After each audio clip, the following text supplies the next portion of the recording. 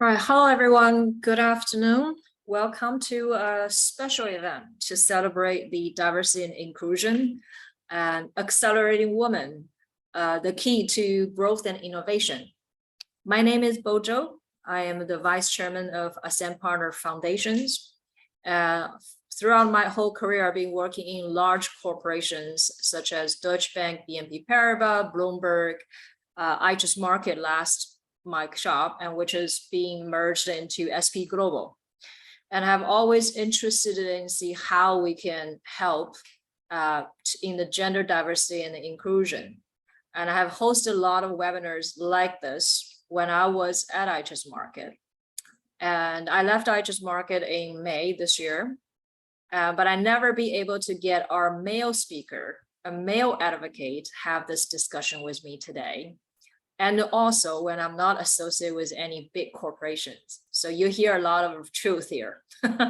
So today we'll have a special guest, Mr. Duncan Hewitt. He will give you all his career journey, but the two highlights I would give to you. One, he has been such a big advocate for diversity, and he wrote a book. The book itself is called Accelerating Women, the Key to Growth and Innovation. So we'll hear a lot more about, his ideas in the book. And beside that, he's the former general manager for a global software company called VMware in APAC.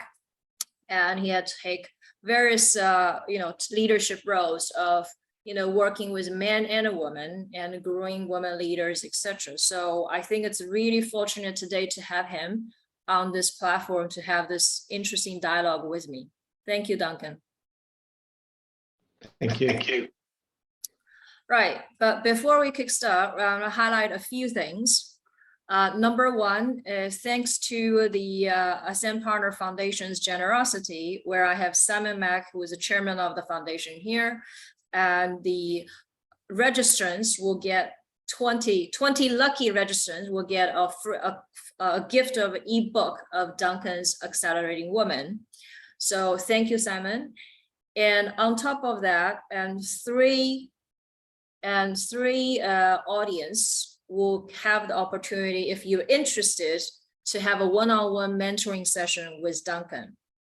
So it's important, if you're interested, when you register through our registration form, we do ask if you want to participate in that mentoring session. If you didn't do that, you join on the LinkedIn sign up. And please feel free to indicate your interest in the chat. We'll collect all the information and to provide opportunity for you have a one-on-one exclusive mentoring with Duncan. Now, this said, I do want to pass to Simon to talk a little bit about a few minutes on the Ascent Partners Foundation, which is a great organization to support diversity as well as many other great causes. Simon, thank you for the gift. Yeah. Thank you. Ascent focus on reaching corporations and those by partnering with corporations, large and small. Ascent facilitate the delivery of day-to-day items, such as clothing and household items, to those most at risk. Beneficiaries include refugee union and asylum seeker one society. In addition to that, the foundation organized webinar and seminar for capacity building purpose, like this one. Without further ado, I'll hand the mic back to Bo and Duncan for the seminar. Yeah, thank you very much, Simon. Thank you for the generous ebook gift to the audience, right? So before we started, we like to keep it interactive. So if you have a question, please type your question in the chat and throughout the webinar, and we'll pick up the question along we go. And toward the end, we'll also allocate some time for the audience to ask questions as well. Now, let me welcome again our featured speaker, Mr. Duncan Hewitt, and a great book And maybe to start with, can you tell us a little bit about your career journey? I guess the most common question you will get is, why write a book? And what led you to write a book? And a particular book as a male executive writing about accelerating women. Well, thank you, Bo, and I guess thank you, Simon, for the sponsorship today. It actually came about through a community program that I started when we were part of VMware. And I was fortunate, we were running a women in technology session in Bangalore. We had about 250 Indian women in the audience. And they asked lots of challenging questions for about an hour and a half. And while I was on the way back in the plane, I had this, I just felt like there's a lot more we could do to help women get back into the workforce. So I wrote this crazy idea that, we should sponsor free enablement and help women return to work. Well, that crazy idea turned into a program called Tara. And Tara has now succeeded in helping over 4,000 women back into the workforce in India and has 21,000 women in the program today, and is now launched in Japan as well.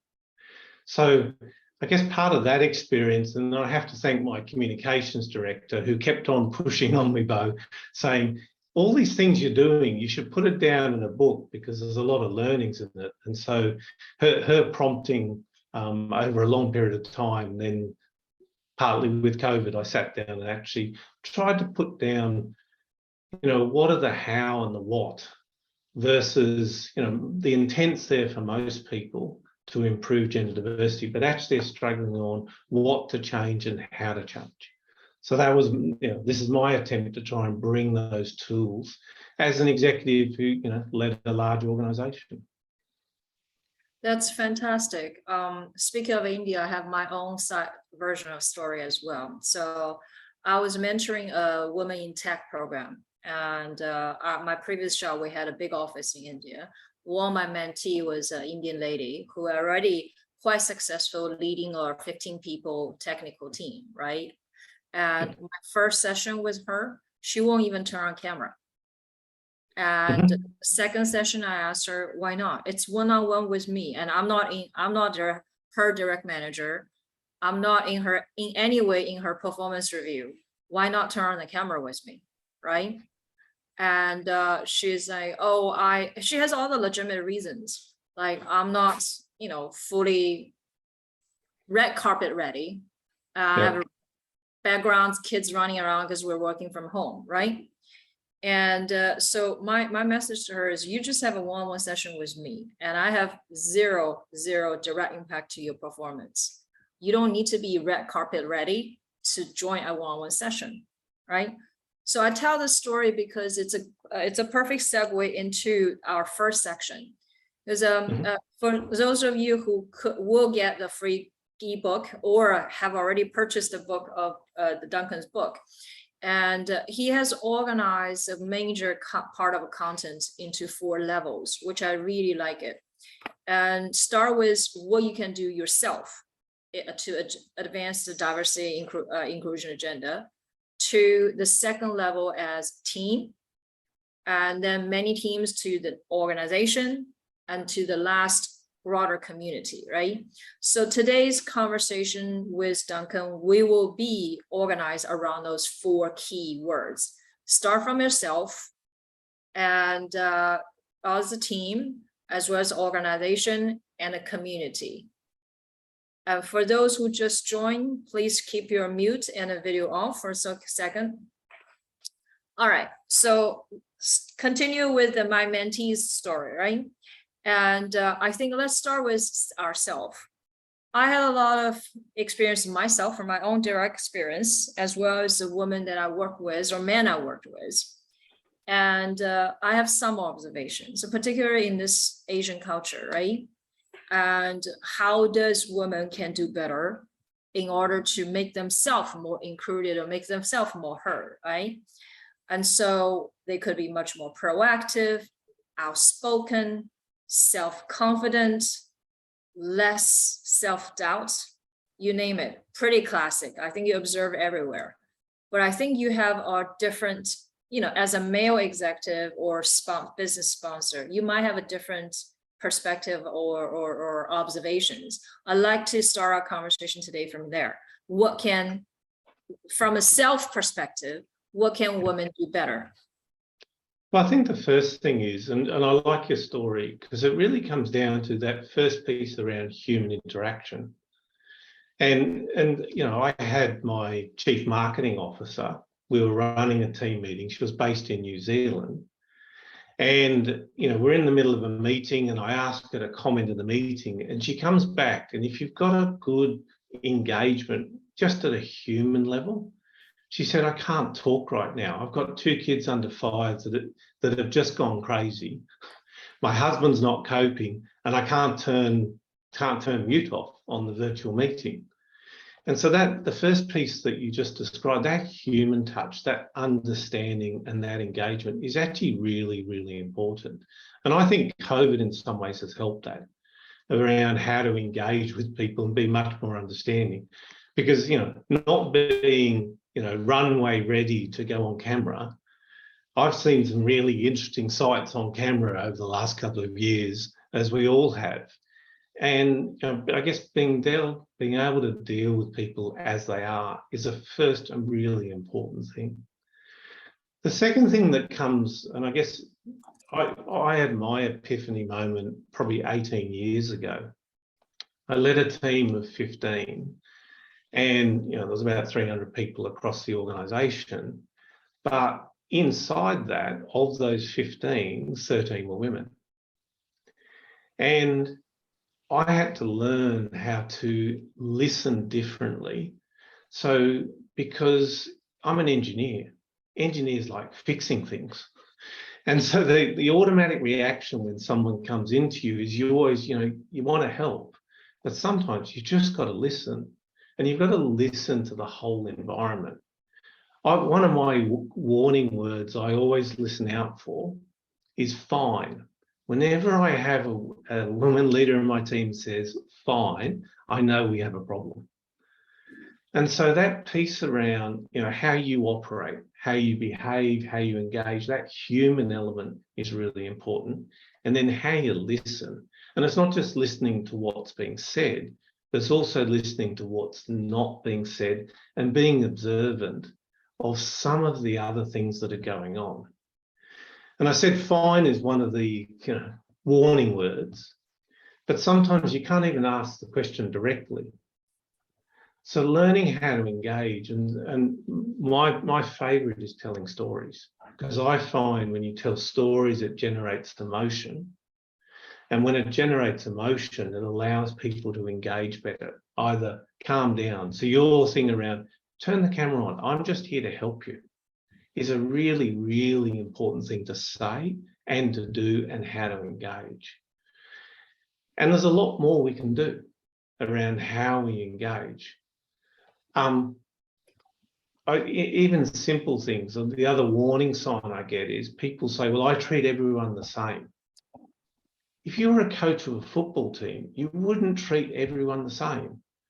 You'd treat each person equally, but you'd help each person in a different way to get the most out of them. So why do we have people still thinking this concept, I'm just going to treat everyone the same? It's not about that. It's about engaging in a human way, in an authentic way, around how you listen. And from that engagement, you gain so much more. As I said, I was really fortunate. 18 years ago, I had a whole team of women, and they taught me a lot through that couple of years.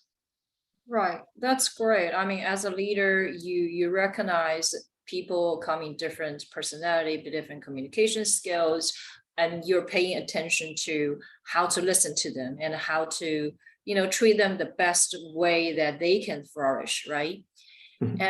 But from your observation, turn the table around, right? As you mentioned, everyone's different, and someone's more vocal, someone is more reserved, someone prefers this way and that way, and they express themselves differently, or they present themselves differently, right? Yep.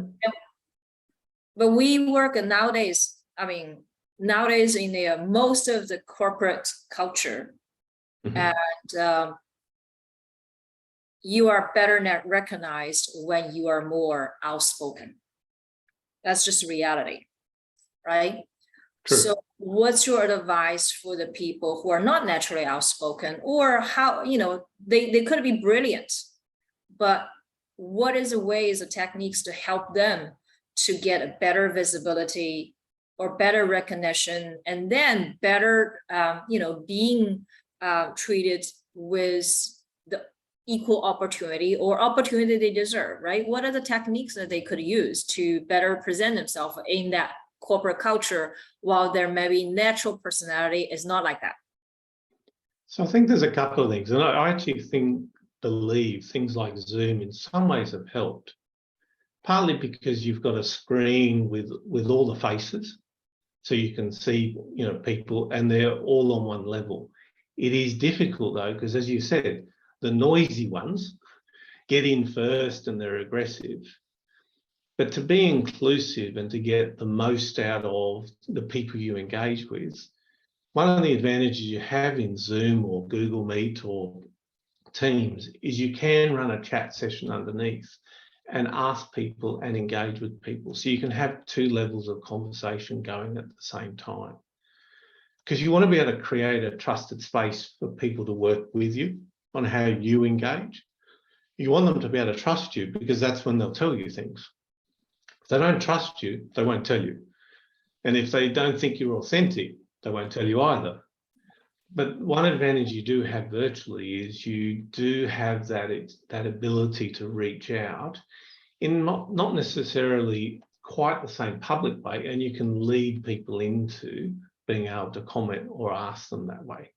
And that's I guess an additional technique that you can use to engage people, because it's hard. Otherwise, you're just going to have the noisy ones always speaking up, dominating the meeting.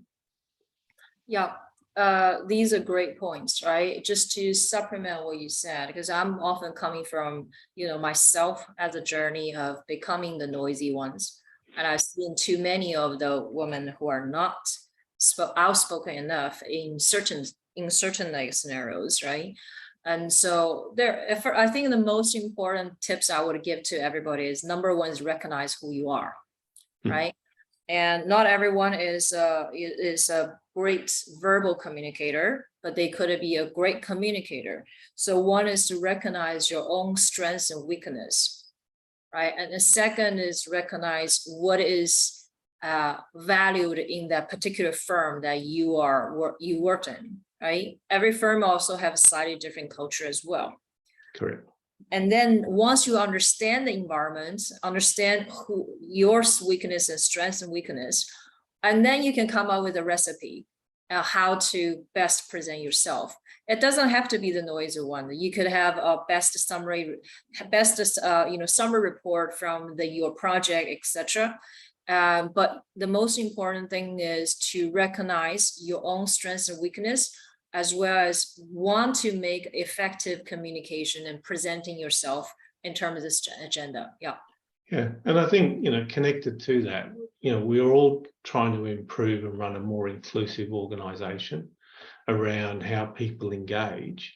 And you just have to recognise, and there's plenty of research around, when you're a minority sitting in the room, your tendency is to stand back, hold back, and let others speak. And so that, as we get on to the later sections around teams and organisations, it's really important to recognise where you haven't reached what the term's called tipping point, which is basically if you haven't crossed 25%, then you're a minority. And as a minority, it causes a certain behaviour regardless of who you are, whether you're a gender minority, whether you're LGBTQ, or a man in a meeting. If you're a minority, you will behave in a certain way, in a much more reserved and likely to hang back. Right, make perfect sense. So next time when you are in a meeting that notice that you are the minority, I guess the first thing is be conscious of it and make maybe the actual effort trying to speak up and express your opinion. And my last tip on this particular self is, if you ever asked to offer an opinion, always do. Don't pass it. Right. Great. Now the next section, I think you already touched a little bit earlier on listening differently, treating everybody not equally, but not the same, right? And I want to move on to the second level, which is team. Assuming that all the positive intent, I think most of the companies and people there are genuinely trying to make best effort to provide an equal workplace and to provide equal opportunity to all the people with different backgrounds. But still, I think I myself, or through the observations, I hear plenty of frustrations, right? And from all different perspectives. I have a man complain about, women team members because he felt she got preferential treatment because she was a woman. So he feel not fair.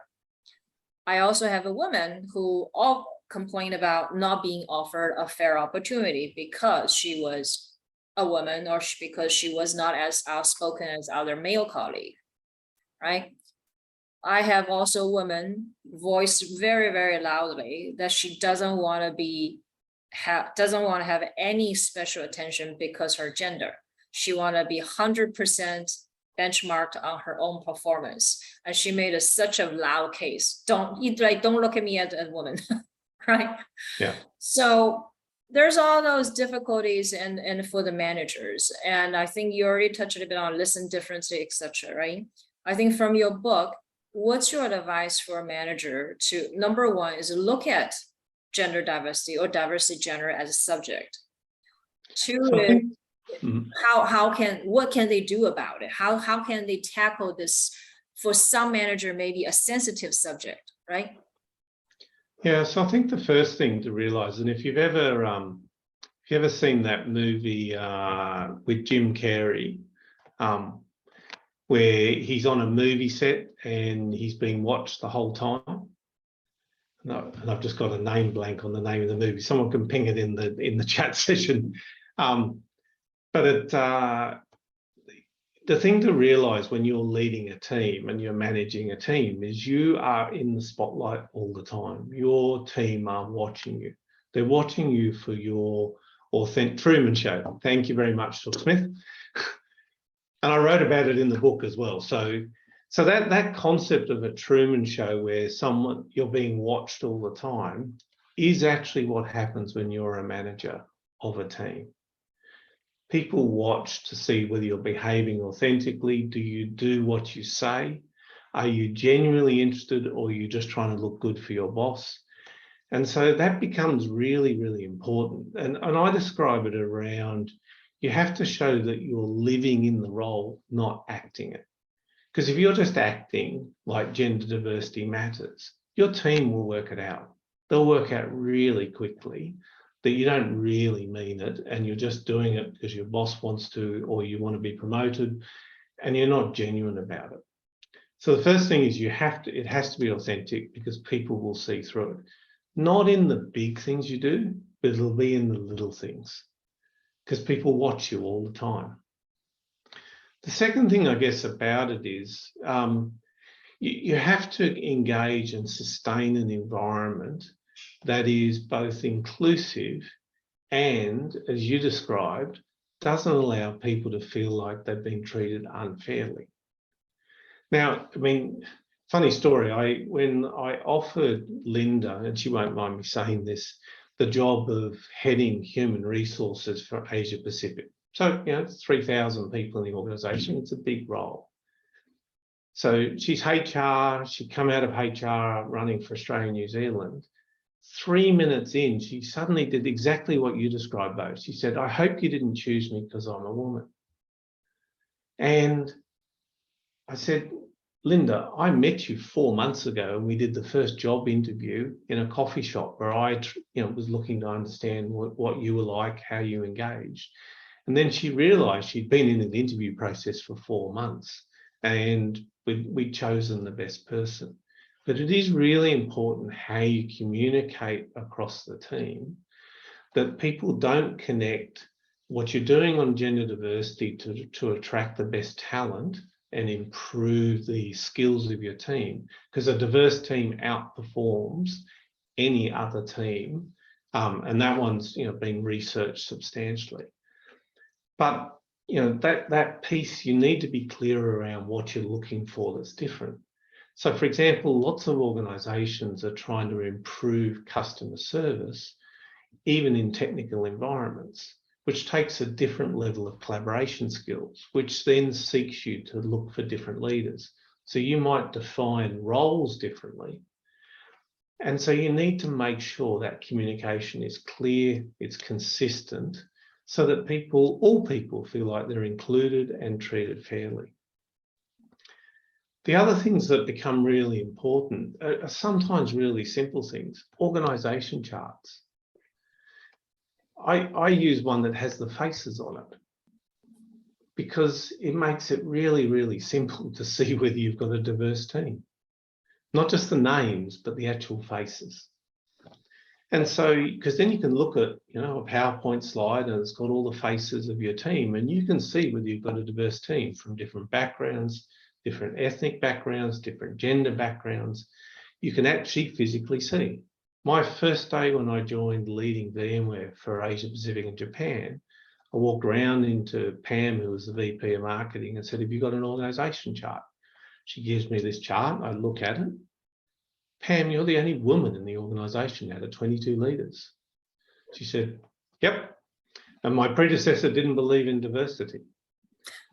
So, fortunately, 2.5 years later, we were at 8 women out of 22 in the leadership team, and there's been 8 or 9 women in the leadership team since then.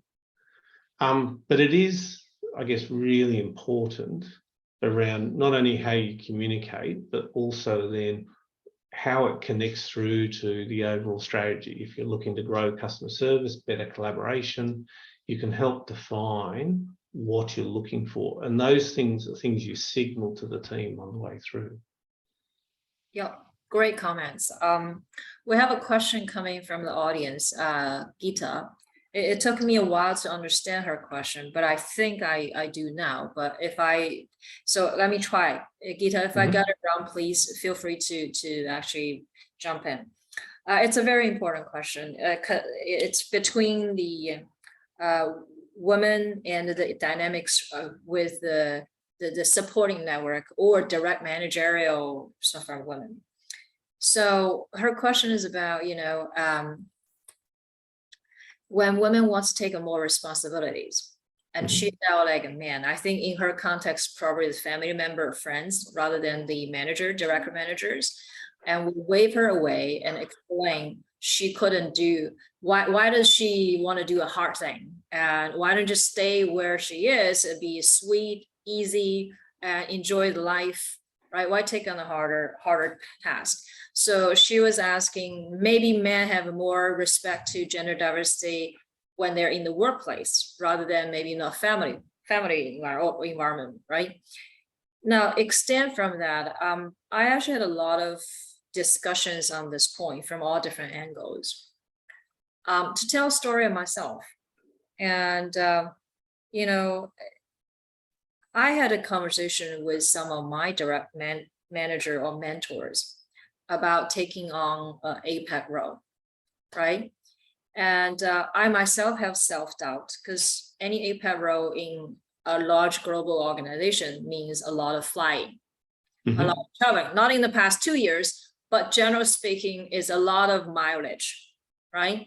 So as a woman, I have a son who is 11 and I want to spend time with him. That means I have to be away for quite a lot. So when we were talking about the role, I myself had self-doubt. We had a lot of discussion in leadership, how to actually encourage women not to hold themselves back before even consider the job, right?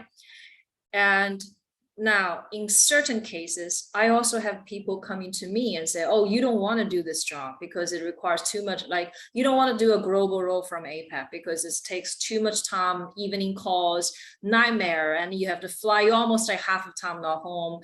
It's really not something that you would, no, you will enjoy the work, but you have to sacrifice a lot from a work-life balance. I think in this case, also maybe your family member or others supporting system, the males would convince you, take it easy, sweetheart, right? Don't take on a hard job. So a very meaty subject. I'll pass to you and give some comments, suggestion, advice. The first thing is I get really frustrated when I hear comments around telling women or assuming that they should take on the easy job. I mean, I look at people like Katrina Troughton. She just led IBM Australia, 11,000 people over the last 5 years. And I mean, her husband stayed at home and looked after the 3 boys. That's a decision you need to make as a person, as a family unit, around how you want to support your family. You are right, APAC roles or global roles. I mean, I think we worked out I've spent 4,500 days away in the last 20 years out of the country. They're high impact, but it's not about gender. It's around a decision as a family and how you want to operate and what you want to do with your career.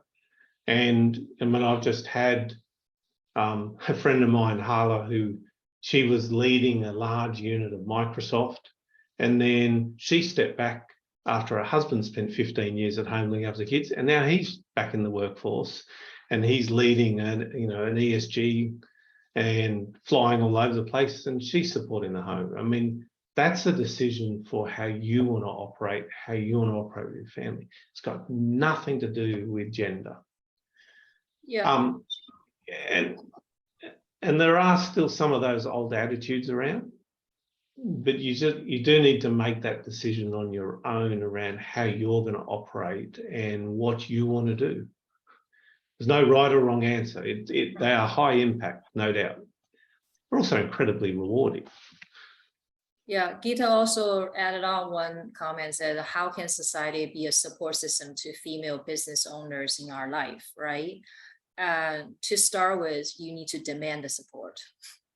Because the one advantage we have in most of Asia is you can get access to home support for children and cleaning and some of the other items.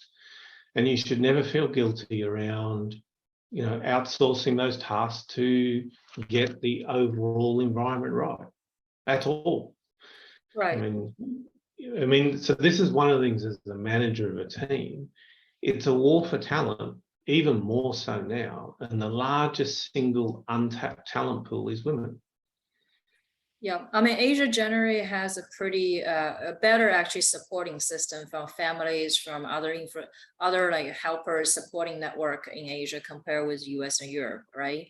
But the question is, first of all, you need to assess your own situation to make a decision like based on your interests first. Is that job interesting to you, right? And would that excites you to do that? And once that, and you can make your own discussion about how you can manage it with your life. To me, I never believe there's a work-life balance. There's just work-life together. It's about priority and about what resource you have to make it happen. Particularly to get to your question about how to make society or men more supportive, you need to tell them you want to do this, right? Yes. Keep the supported one around, and leave the one who doesn't support you, or find a way to manage it. Yeah, and I know Katrina, who I know very well, husband, she offered him to go back to work and he said no. So he actually's now settled into that environment and enjoys it. So and that's become much more common, which is a good thing because there are then more role models of, not just mothers groups, but parent groups, supporting children as well as in the workforce. So, I mean, I'm actually expecting we'll become more tolerant of different roles at different times. Absolutely. So fantastic. For the audience, joined not too long ago, and if you have questions, please feel free to type your question in the chat. We'll pick up those questions when we go along the way. So so far we talk about the, from a self perspective, from the team perspective, manager and team member interaction, right? I want to move on to the next level of organization, and teams make up an organization. And I have seen from the positive side, I've seen a lot of great movement or attention from the organization to improve the diversity and the diversity and inclusion agenda, right?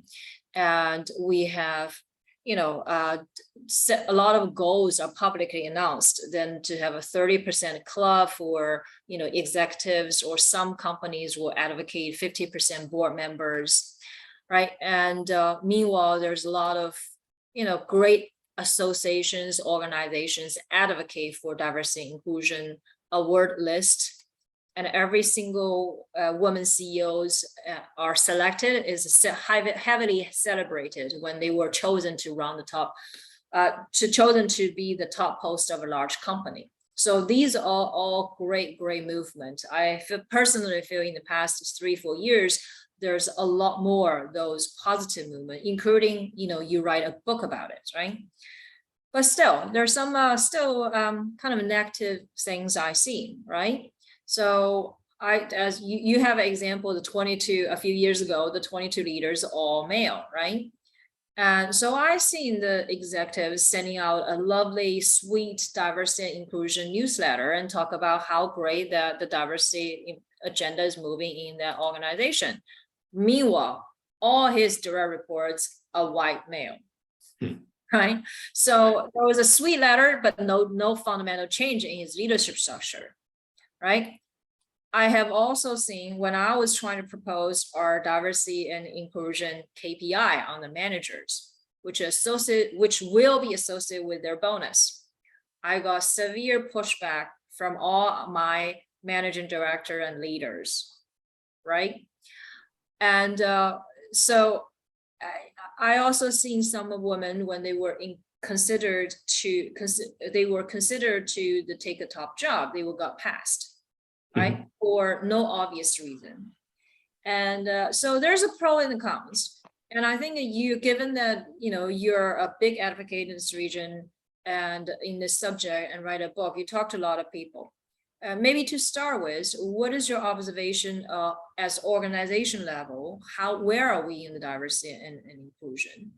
Well, so the scary thing, and it's a good place to start, though, because United Nations put out a report recently, and the current rate of change of women participation in the workforce is improving at about 0.6% per year, which means the path to equality in the workforce, their current estimate is 136 years, which is terrible, by the way. And so therefore, at the pace we're going, yes, there's an intent and yes, there's the engagement, but it's not moving fast enough. And so, I mean, part of the reason that's what led to writing the book around, so what do you need to do differently? And then how do you do that? So just at a simple level, this is a strategic change for an organization. It's not a project and it's not a program, because that's the first area I see people fail. They treat it like it's a project. So I've just got to do the following tasks, send out the newsletter every month, and at the end of the year, tick, we've run a gender diverse organization. What a load of crap. Not even close. The second part is, even as a program, the program basically says it has an endpoint. This is a strategic change of the way you want to run your organization. If you want to be more innovative, you need diverse teams. If you need more diverse teams, you have to meaningfully shift the paradigm around how many women are in your organization. And you need to put a management system in place to do that. Now, a management system needs to look at hiring. So, what's the slate you've got? How many are you actually hiring? And I mean, measure it from the HR system, not from what people want to tell you or allow leaders in your organization to make up the data source that they choose. I'm talking about actually out of your ERP system, your HR CRM system, because you need consistent data. So I used to run a business review process every quarter with every managing director. First part was we take the data out of the system and said, so what's the hiring? What's the hiring, both male and female, across each level in the organisation? What are the promotions? And what's the attrition? Because unfortunately, in a lot of organisations, if you don't have the right supportive environment, you've got a leaky bucket. You can keep hiring them, but they're going to leave. And there's some good people around who are now working on that piece around improving the environment, you know, mentor programs and so on, to try and help organisations retain women because they're hiring them and they're leaving. So the first thing is it's a strategic change. The second is you need a quarterly business review process that's robust. Now, just a story for you.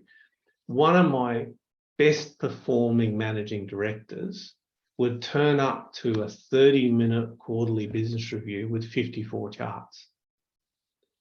Now, if you've ever played basketball, the concept of running the clock down so that we didn't get to anything useful, he really had no intent. And actually the data showed it didn't change in the 2.5 years. No movement at all in gender diversity.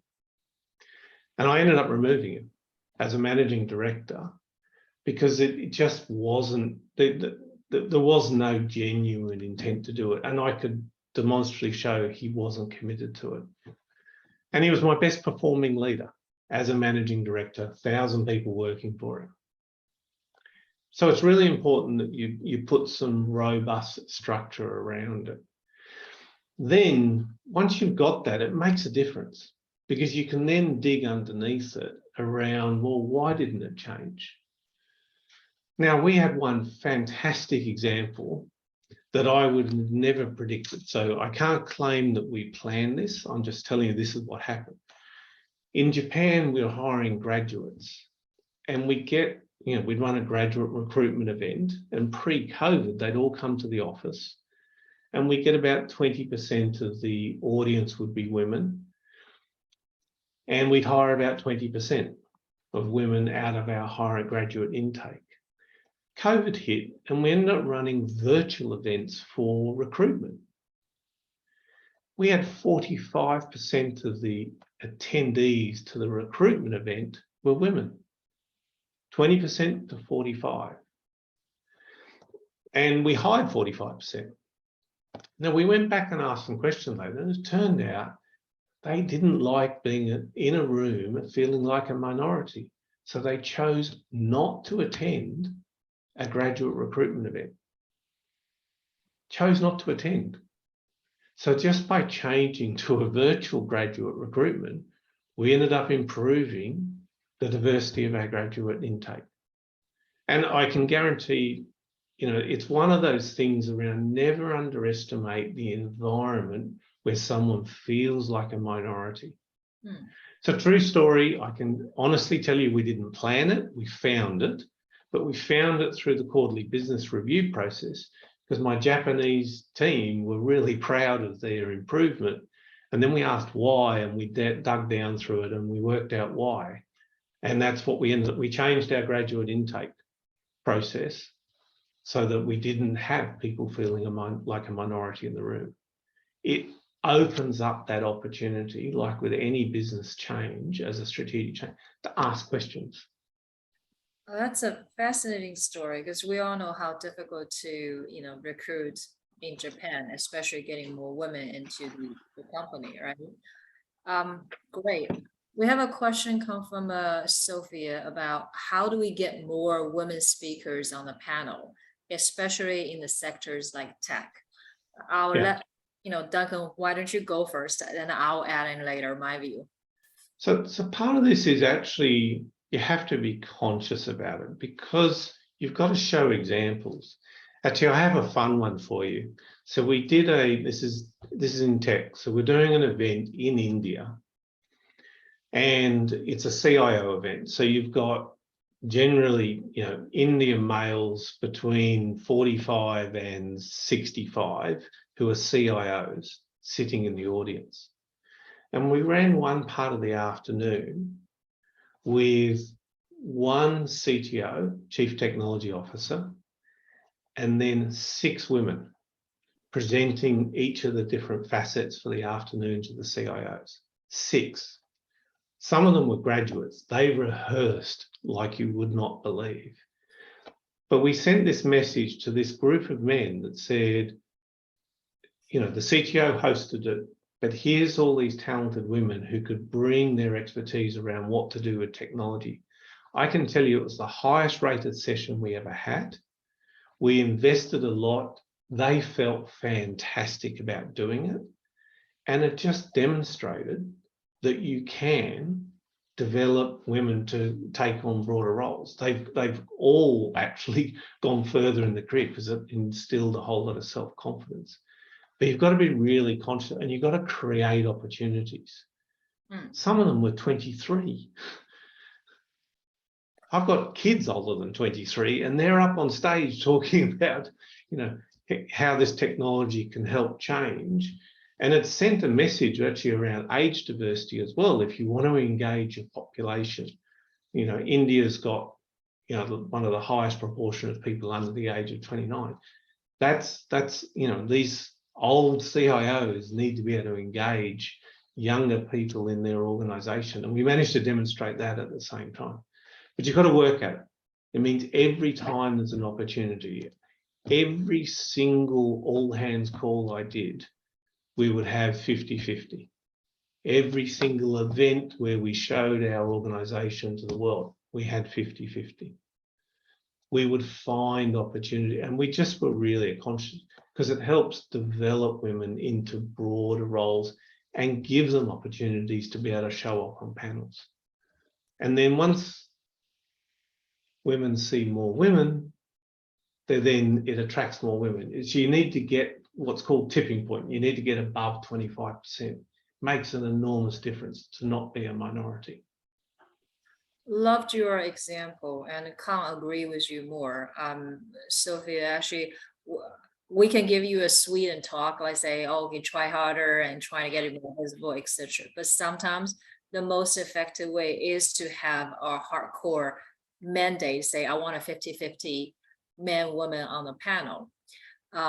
That we need a little bit of help like this to turn the dial first. I'll give you another example. Most of the corporations, and when you look at their gender diversity, the pyramids is very obvious.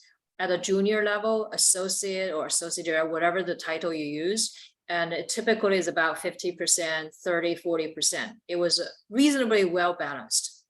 But when the senior level get to director or executive or managing director, and it typically stay as 15 to 20%.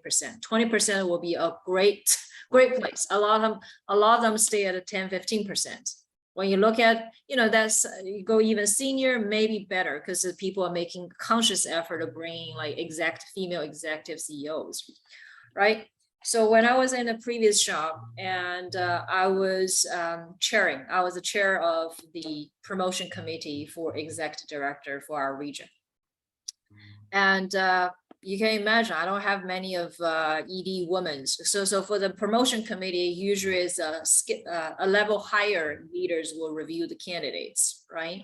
So the directors to be promoted ED, most people sitting on that are the managing directors who review the candidates. And you can imagine we don't have many female managing director at all, regardless from all different functions. And so typically the composition of the review committee will be 70-80% male and 20%, 30% female. Last year, 2 years ago, our CEO and the chief people officer said, I want to make a change and I would demand 50-50, right? So if we couldn't get a managing director, we'll get the women EDs who join this review committee, and just to make a 50-50 difference. And it's really hard for us to fulfill that mandate. Sadly speaking, it drives me and my HR partner crazy trying to make sure we can reach that goal, right? However, we did finally had a 50-50 review panel, and that offered a lot of those women executive directors the first time opportunity to join a performance review committee. Right. that gives them Excellent. enormous experience as our leader to step to the next level.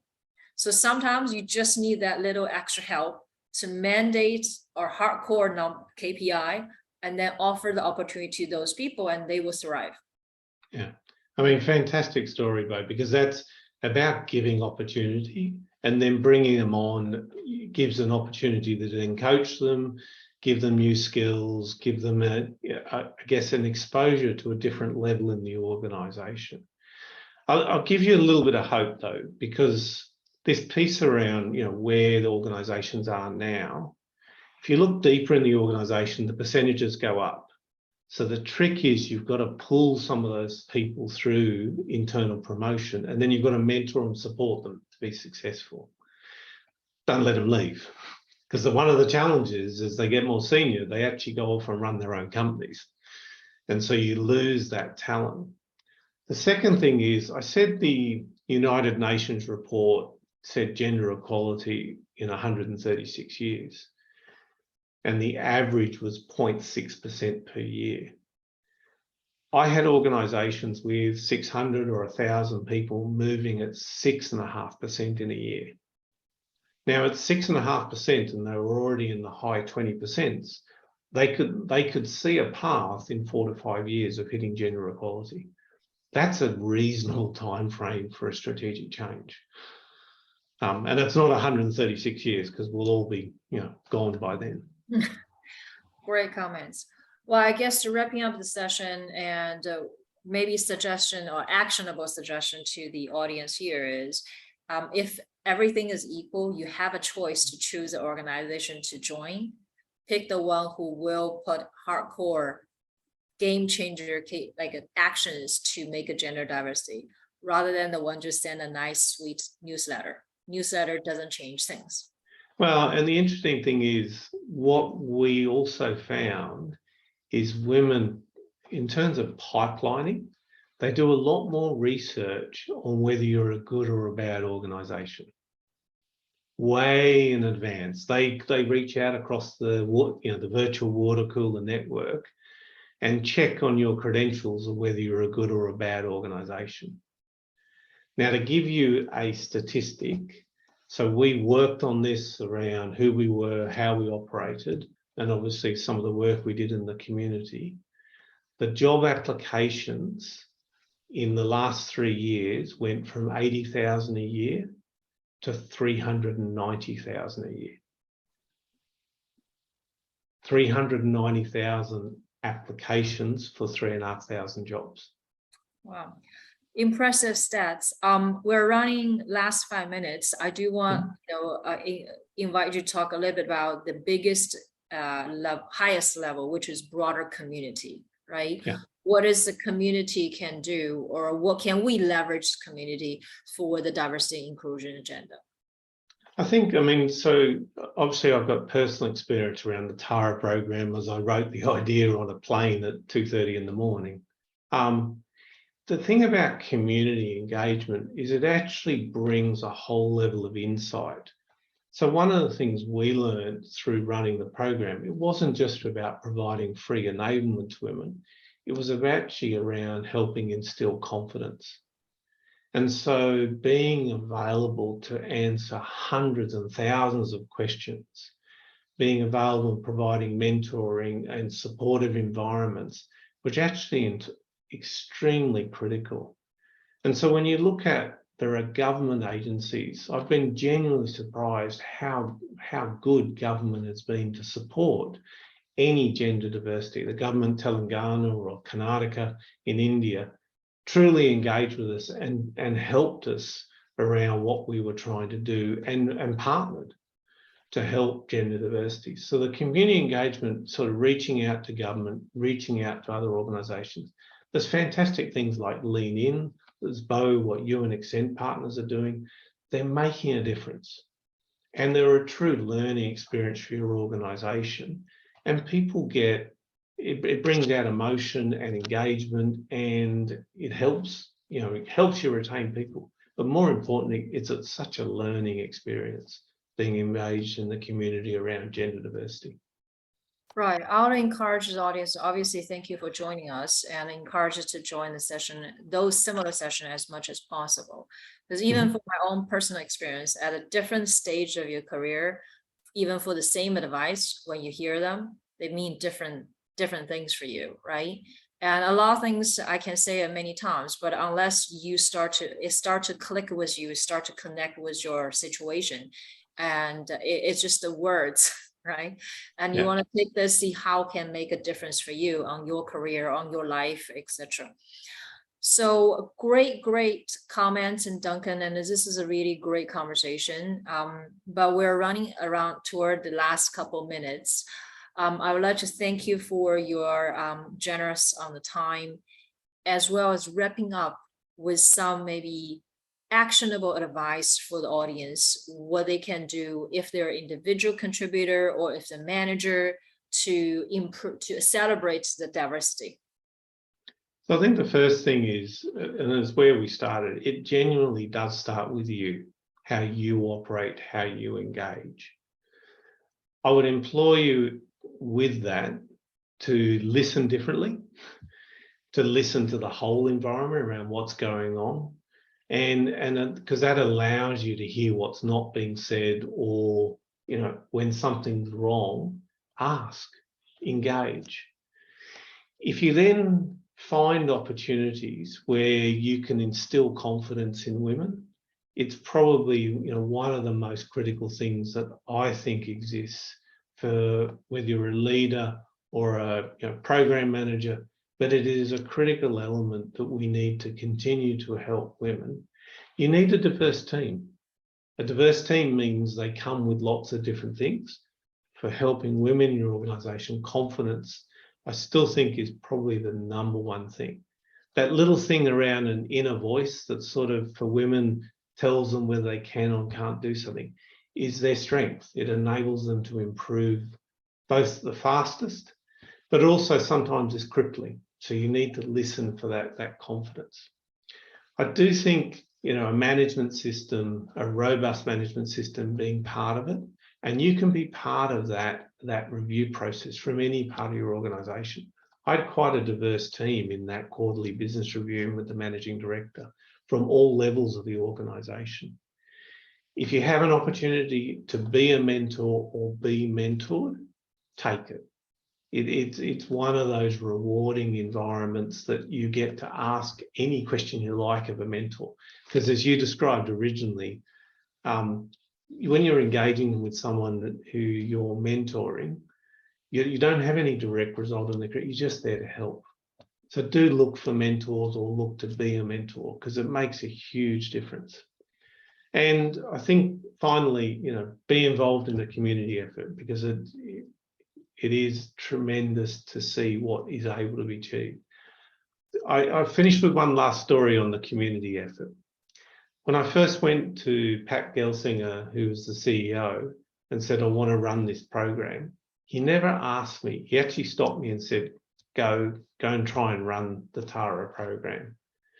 And in that, I didn't tell him how many millions of dollars I was going to spend supporting it, and he never asked. And so we went off and we started and we tried, and we've, you know, been running for 4 years, so we've learned. So I've invested my management time and skills in that. However, the funny part of that story is I went back to Pat about 4 or 5 months and said, we've got 1,700 women in this program. And Pat looked at me and went, I didn't think it'd work. It's a true story. He supported me to go and spend millions of dollars to try and run a program to help women return to work when he personally didn't believe it'll work. He's then leaned in. He's now the CEO of Intel globally, and Intel supplies some of their material to help the TARA program. And, you know, today we have 21,000 women in the program. So, you know, be involved. It's a fantastic journey, and both for learning and for making a difference. That's an amazing story to finish. So thank you very much, Duncan, and I really appreciate, you know, your efforts to write a book, as well as coming today with us to discuss this important subject, right? For all the audience on the call, and I appreciate you joining us today. And both Duncan and I are pretty active on LinkedIn. So if you want to approach either of us, please feel free to connect to us. And I think we all generally pretty happy to help any way we can for your career, for your life, for your conversation, anything you want to ask us. We are on LinkedIn, and also last to mention, Duncan's book also have a homepage. If you search Accelerating Women, and you will be able to find that the homepage, which there's a great content on their webpage. Not only the summary of the book, and there's a video bites, and it's very helpful. So feel free to search that, and we'll be in touch with your ebook. Great, thank you very much, Duncan. Really appreciate it. Thank you, everybody. Thank you, everyone. Bye.